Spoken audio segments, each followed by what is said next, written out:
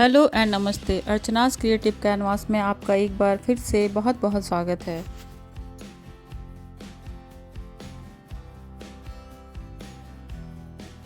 मुझे ऐसा लगता है कि मंथली बजट का एक बहुत बड़ा हिस्सा हम अपने किचन में खर्च करते हैं।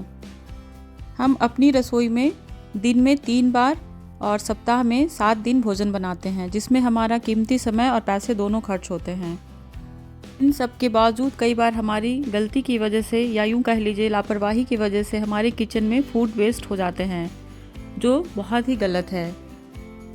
अब सवाल यह उठता है कि घर में होने वाले खाने की बर्बादी को कैसे रोका जाए। तो इसके लिए आपको बहुत कुछ करने की आवश्यकता नहीं है। कुछ बेहद आसान टिप्स को अपनाकर हम अपने भोजन की बर्बादी को रोक सकते हैं, जिसके लिए सबसे ज़रूरी है हमारी रसोई में एक ऑर्गेनाइज पेंट्री का होना। इस तरह से अगर हम अपनी पेंट्री को ऑर्गेनाइज रखते हैं तो हमें चीज़ों को लेने में काफ़ी आसानी होती है।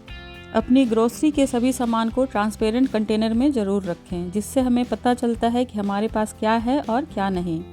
पेंट्री और फ्रीज दोनों में ट्रांसपेरेंट कंटेनरों का उपयोग करके आप इन्हें बिना खोले पता लगा सकते हैं कि इनमें कौन सी सामग्री रखी हुई है, जिससे भी खाने की बर्बादी के साथ साथ हमारा समय और मेहनत दोनों ही बचते हैं। इस तरह से ट्रांसपेरेंट कंटेनर में जब हम अपनी ग्रोसरी को स्टोर करते हैं तो हमें अगली बार के लिए लिस्ट बनाना भी आसान हो जाता है, क्योंकि चीज़ें इजीली विजिबल होती हैं तो out of sight out of mind होने के चांसेस भी नहीं होते हैं, जिससे एक्स्ट्रा ग्रोसरी शॉपिंग बिल्कुल भी नहीं होता, जिससे मेरे घर में फूड वेस्टेज भी नहीं होता है। अब सवाल यह उठता है कि क्या हमें सभी चीज़ों के लिए ट्रांसपेरेंट कंटेनर खरीदने पड़ेंगे? तो जी नहीं। अगर आपके पास रीयूजेबल कंटेनर पड़े हैं तो आप उसका इस्तेमाल ज़रूर करें। मैंने अपने किचन में हनी के बॉटल्स को रीयूज़ किया है। तो जितने भी हनी के बॉटल्स खाली हुए थे उसमें मैं तरह तरह की दालें भरकर रख देती हूँ। ये मुझे देखने में काफ़ी अच्छे लगते हैं और काफ़ी मजबूत भी होते हैं। तो इस तरह से चीज़ों का रिसाइकल और रीयूज़ करना बहुत ज़रूरी है। तो मैं अपने किचन में नमक का पैकेट जब खोलती हूँ तो इसी तरह के एक कंटेनर में रख देती हूँ और सभी तरह की दालों को भी इसी में स्टोर करके रखा है। तो अगर आपके पास इस तरह की बॉटल्स हों तो आप उसे बिल्कुल ना फेंकें और अपने किचन में कुछ न कुछ स्टोर करके ही रखें। इस तरह से ये रखी हुई काफ़ी अच्छी लगती हैं। तो मैं इसे कई सालों से यूज़ कर रही हूँ। जब भी मेरे पास हनी के बॉटल खाली होते हैं तो मैं कुछ न कुछ उसमें स्टोर करके रख देती हूँ। लेकिन ऐसा बिल्कुल नहीं कि हम हमेशा ग्लास जार ही यूज़ करें। हम हाई क्वालिटी प्लास्टिक कंटेनर भी यूज़ कर सकते हैं। इसमें हम ड्राई और नॉन एसिडिक चीज़ें स्टोर कर सकते हैं, पर कंटेनर की क्वालिटी पर ध्यान देना बहुत ज़रूरी है। जब भी आप कंटेनर को रिफ़िल करने जा रहे हों तो उनमें पड़ी हुई पुरानी चीज़ों को ज़रूर बाहर कर दें और इस कंटेनर को अच्छे से धोकर सुखा लें और फिर इसमें रिफ़िल करें। ऐसा करने से हमारी चीज़ें ख़राब नहीं होती। अगर हम पहले से पड़ी हुई चीज़ों में नई चीज़ें डाल देते हैं तो हमारी चीज़ें बहुत जल्दी ख़राब हो सकती हैं। इस तरह से छोटी छोटी बातों का ख्याल रखकर हम अपने किचन में फूड को बर्बाद होने से बचा सकते हैं। जितना ज़रूरत हो उतना ही ड्राई फ्रूट्स हमें अपने कंटेनर में निकाल कर रखना चाहिए और बाकी के बचे हुए ड्राई फ्रूट्स को पैकेट के साथ ही आप डीप फ्रीज़र में रख दीजिए। ऐसा करने से उनकी सेल्फ लाइफ बढ़ जाती है और ये लंबे समय तक ख़राब नहीं होते। जब भी आप ग्रॉसरी शॉपिंग का प्लान बनाएं, मेरा मतलब जब आप लिस्ट बनाएं, तो आप अपने पेंट्री को एक बार ज़रूर चेक करें, जिससे हम डुप्लीकेट शॉपिंग से बच जाते हैं और हम उन्हीं सामान को खरीद कर लाते हैं जिसकी हमें ज़रूरत होती है, जिससे हमारे पैसे भी बर्बाद नहीं होते। हो सके तो आपका सामान जब जब ख़त्म हो आप एक नोट पैड में नोट करते रहें, जिससे आपका लिस्ट पहले से ही बनकर तैयार रहेगा। और जब भी आप ग्रोसरी प्लान करें एक बार फ्रीज़र को ज़रूर चेक करें जहां आप अपनी ग्रोसरी को स्टोर करके रखते हैं। इस तरह से जो चीज़ें होंगी आप उसकी शॉपिंग से बच जाएंगे। कंटेनर में डालने के बाद जो भी ग्रॉसरी बचती है उसे बिल्कुल सामने रखें, जिससे अगली बार ज़रूरत होगी तो हम उसी को यूज़ करेंगे, ना कि नया पैकेट खोलेंगे। इस तरह से हमारी पुरानी चीज़ें अच्छे से यूज़ हो जाएंगी। इस तरह से अपनी पेंट्री के अंदर मैं एक बड़े से बॉक्स को सामने रखती हूँ और इसमें अपने ग्रॉसरी के ओपन पैकेट्स को रख देती हूँ और जब मुझे कंटेनर में रिफ़िल करना होता है तो इस बॉक्स को ज़रूर चेक कर लेती हूँ। आमतौर पर घरों में बना हुआ खाना कुछ न कुछ ज़रूर बचता है, तो अगर इस तरह से आपके घर में भी खाना बचता है तो आप कोशिश करें कि इसे ट्रांसपेरेंट कंटेनर में ही रखें।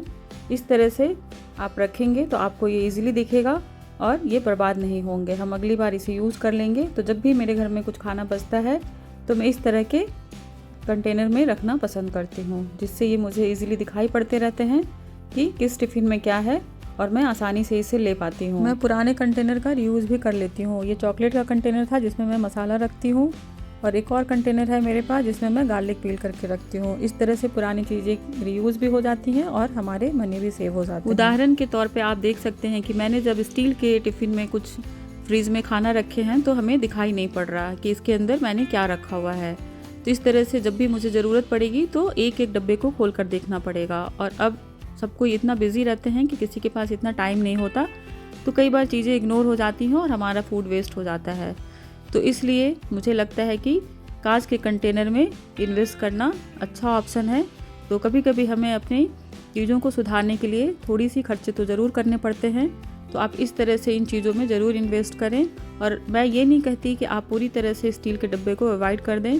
मैं इस तरह के डब्बे को भी यूज़ करती हूँ, पर एक पर्टिकुलर चीज़ ही रखती हूँ। मुझे पता होता है कि इसके अंदर मैंने क्या रखा है। मैं जब भी इसे यूज़ करती हूँ तो उसके अंदर मलाई ही रखती हूँ, तो इसलिए मुझे बार बार खोल कर नहीं देखना पड़ता। मुझे पता होता है कि इसके अंदर दूध से निकाली गई मलाई रखी हुई है। तो आप जब भी इस तरह के डब्बे का यूज़ करें तो एक ख़ास तरह की चीज़ रखें जिससे आपको बार बार ढूंढना ना पड़े, आपको पहले से पता हो। जैसे दही, चटनी, इस तरह की चीज़ आप उसमें रखें तो आपको पता होगा। अगर आप अपनी रसोई में सच में पैसे बचाना चाहते हैं तो आप पहले अपने फ्रिज की सारी सब्जियों को ख़त्म करिए। जब सब्जियां बहुत थोड़ी सी रह जाएं या बिल्कुल ख़त्म हो जाएं तब आप सब्जी ऑर्डर करिए। इससे क्या होते हैं कि हमारी पुरानी सब्जी पहले यूज़ हो जाते हैं और फिर हम नए मंगा कर यूज़ करते हैं। अगर हम पहले नए मंगा लेते हैं तो पुरानी सब्जियां ख़राब हो जाती हैं। तो आज मेरे फ्रिज में बहुत थोड़ी सी सब्ज़ी बची थी, तो इसलिए मैंने सब्ज़ी को ऑर्डर कर दिया है। इस तरह से हम अपने फूड वेस्ट को रोक सकते हैं। खाना पकाते समय सामग्री मापना बहुत ज़रूरी है, जिससे हमारे खाने की बर्बादी कम हो सकती है। मेजरिंग कप मार्केट में बहुत इजीली मिलते हैं, तो आप इस तरह के मार्केट में मिलने वाले मेजरिंग कप भी ले सकते हैं, या घर में यूज होने वाले कप, कटोरी या गिलास जैसी चीज़ें भी उपयोग करके हम अपने राशन की बर्बादी को रोक सकते हैं। जैसे इस छोटी सी कटोरी से मैं अपने घर में रोज़ बनने वाली दाल को मापती हूँ। 2 कटोरी हमारे परिवार के लिए पर्याप्त रहता है।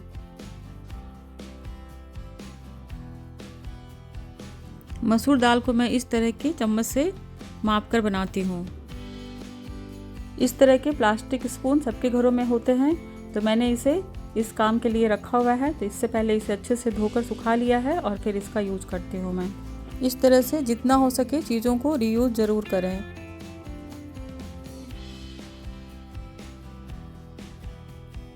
चावल को मापने के लिए मैं इस तरह के मिल्क मेड का डब्बा यूज़ करती हूँ। अगर हम एक्यूरेट मेजरमेंट के साथ खाना पकाते हैं तो खाना बचने का चांस थोड़ा कम हो जाता है। छोले, राजमा जैसी चीज़ों को मैं इस तरह की एक कटोरी से माप कर बनाती हूँ, क्योंकि सभी सामग्रियों की डेंसिटी भी अलग अलग होते हैं और कोई साइज़ में बड़े और कोई बारीक होते हैं, तो सभी को एक ही वस्तुओं से नहीं मापा जा सकता है। धीरे धीरे मैंने भी इसे सीखा और अपनी होम मेकिंग की जर्नी को आसान बनाया है। स्टार्टिंग में मुझसे भी बहुत ज़्यादा खाना बन जाया करता था, क्योंकि पहले मैं अनुमान लगाकर खाना बना लेती थी। अनुमान लगाना और एडजस्टमेंट करने से हमारे रसोई से हर रोज़ कीमती और मेहनत से पकाए भोजन की बहुत बर्बादी होती है। इसलिए सही मेजरमेंट का होना बहुत आवश्यक है। सब्जी बनाते समय भी इस बात का ध्यान रखें कि आपको कितनी सब्जी की ज़रूरत है। आप एक ही सब्जी को कितनी बार खाना चाहते हैं, 1 बार या 2 बार। तो अपनी फैमिली के साइज़ के अनुसार आप अपनी सब्जियों को बना सकते हैं। तो हमेशा इस बात का ध्यान रखें कि आप ज़्यादा बनाएंगे तो आपका खाना बर्बाद होगा, इसलिए कम बनाएंगे तो खाना कम से कम बर्बाद होंगे। कभी भी किसी को एक बार में ज़्यादा खाना ना परोसें।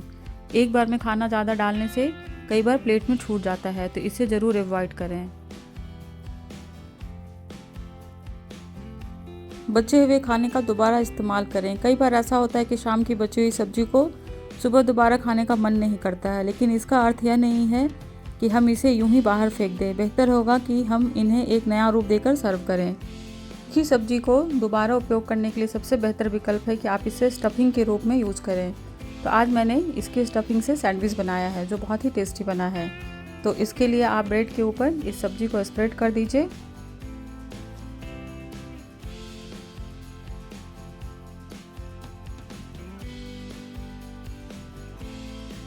और इसके ऊपर हरी चटनी को फैला देंगे। तो मैंने धनिया की चटनी बनाई है। आप जिस तरह से भी बनाते हो अपने घर में चटनी, उस तरह की चटनी इसके ऊपर डाल दीजिए। अगर आप बच्चों को दे रहे हैं तो आप उनको टमाटो सॉस भी डाल सकते हैं। तो इस तरह से दोनों सैंडविच के ऊपर मैंने हरी चटनी डाल दी है और दूसरे ब्रेड के स्लाइस से इसे कवर कर दिया है। इसे ग्रिल करने के लिए ग्रिलर के ऊपर मैंने थोड़ा सा बटर का ब्रश कर दिया है और ब्रेड को इसके ऊपर प्लेस कर देंगे और इसके ऊपर भी थोड़ा सा बटर ब्रश कर दीजिए।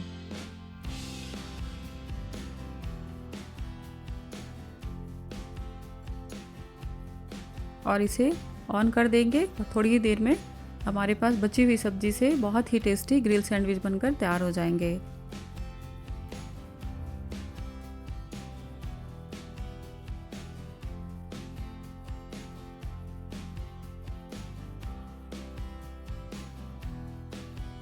और इस तरह से लेफ़्ट ओवर फूड को भी हम नए तरीके से बनाकर सर्व कर सकते हैं और ये खाने में बिल्कुल भी पता नहीं चलते कि ये पुरानी सब्जी से बनी हुई है। बिल्कुल बहुत ही टेस्टी लगते हैं। तो आप इस तरह से अपनी बची हुई सब्जी से कुछ नई तरीके का व्यंजन बना सकते हैं, जिससे हमारे किचन से फूड की बर्बादी कम हो सकती है।